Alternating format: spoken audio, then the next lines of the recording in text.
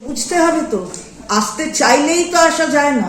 সাম্প্রদায়িকতার এখানে কোনো কোনো বীজ বপন করতে চাইলে এখানে বাংলা মেনে নেবে না। বাংলা স্বাধীনতার আগে থেকে ইতিহাস তৈরি করেছে, বাংলাই ইতিহাস তৈরি করেছে, আর বাংলায় স্বাধীনতা উত্তরকালেও ইতিহাস তৈরি করছে। দেখেছেন না, ৭৭ সাল ১৯৭৭ সাল যারা এসছিল তারা কারা? তারা বাম। সেই বাম ৩৪ বছরের জমানা শেষ হয়ে গেছে, আবার ৭৭-এর গেরোয় পড়েছে, এসেছিল ৭৭ জন।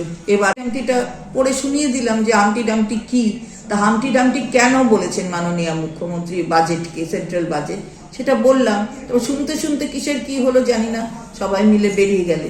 তো যাই হোক, যেটা করছেন যে আমরা নাকি কিছুই করি না, তো কিছুই না করলে আমরা বারবার আসি কেন? ১৫ বছরে আমরা যদি কিছুই না করি, মানুষ, মমতা বন্দ্যোপাধ্যায় আমার দলের সর্বোচ্চ নেত্রী এবং মুখ্যমন্ত্রী, তাকে করার জন্য এত উৎসুক হয়ে যান কেন?